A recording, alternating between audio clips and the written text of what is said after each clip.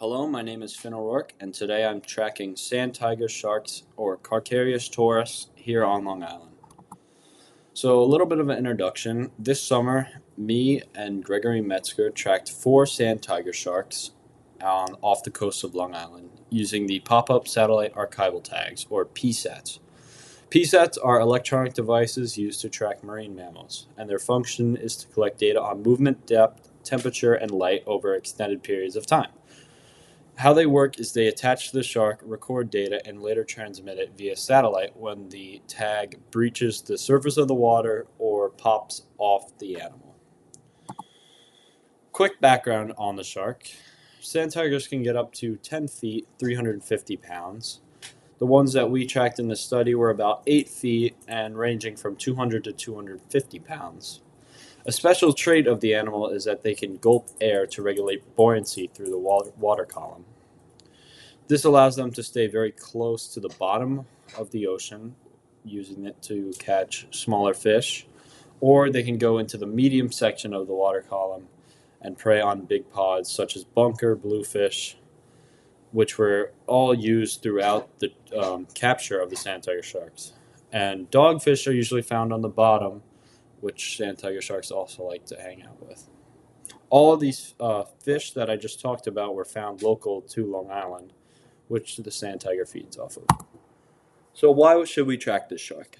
No research has been done here on Long Island using the PSAT tag to track the sand tiger sharks. They're also labeled as critically endangered throughout the world. This is one of the only nurseries in the world where the sand tiger sharks come to breed. Long Island in itself is also a very shark feeding ground and nursery, hosting other sharks like the blue shark, great white, and the mako shark. And necessary conservation efforts are needed to prevent bycatch. Bycatch is when commercial fishing boats use big nets to haul up cash fish. And while they're doing this to get the profit, they often get a lot of other species like the sand tiger shark, and they're left for hours on the deck and then eventually thrown back into the water and they will die. So in recent research highlights, the use of the satellite tags and acoustic monitors studies migration patterns, which gives us an enhanced understanding of movement across different oceanic regions. And the variety of tag allows us to track different data points. In the case of the PSAT, they work extremely well for temperature, light, and depth. So, attaching the tag to the shark. So this is a PSAT tag fully attached to the sand tiger shark's dorsal fin. The smaller image depicts the black piece, which is the tag, the crimp, which is through the shark's muscle, and what they do is they make a 2-inch incision just below the dorsal fin, and they use this barb which goes into the muscle attaching to the tag. So after the month period, the black part has a metal piece that attaches it to the line. It will burn up, allowing for the black piece to release, and it will still ping at the top of the water. And then eventually the rest will corrode and fall off the shark. So here's a look at the potential data that is off the tag. So this image is off a PSAT data off a codfish, displaying depth in black and light in teal.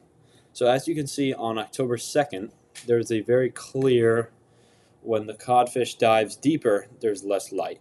So my data and my graphs could look similar to this, or they could look similar to a bar graph, which uses light to display in depth, when they prefer depth and light in deeper water, or they prefer it at night or in the day, and tidal patterns, etc. So these are my two mentors, Dr. Andy Danilchuk from UMass and Dr. Toby H. Curtis from NOAA. Dr. Danilchuk is on the right, and he has worked in efforts with striped bass and tuna, but he is open to working with sharks and has agreed back in May to help me with my project. And Dr. Curtis has been a tremendous help in this project as well, often being on the boat with me and we've done virtual meetings going over the data points off the tags from 2 sharks already.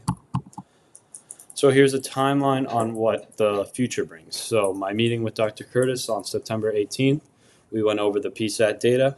In October, I'll have all that data emailed to me and be able to use. So following, that will be November through February, I'll be developing my research question and my own data from the tags. March and April, the creation of graphs like the ones on slide 7 for the codfish will be done, all leading up to the Science Research Symposium, where I will present my findings from this summer. And for summer 2025, we might do another round of tags, but it is undecided yet, depending on how this research goes. And like I said again, this coming school year, I will help, with the help of Dr. Curtis, we will get all the tag data off and start working on the spreadsheets for it. And we'll be analyzing key points such as depth, temperature, and light intensity. And as of today, 4 sharks have been collected and 3 sets of data has been completed, and we are looking forward to the 4th one, but there's a potential malfunction. Once the tags have been collected, since they're found and released, you get 10-second intervals of data compared to the 5 minutes of data if they weren't found. Thankfully, all 4 of these tags have been found, and they will be used to give 10-second intervals of data. So that is my presentation on tracking sand tiger sharks here on Long Island, and I hope you have a great day. Thank you, and bye-bye.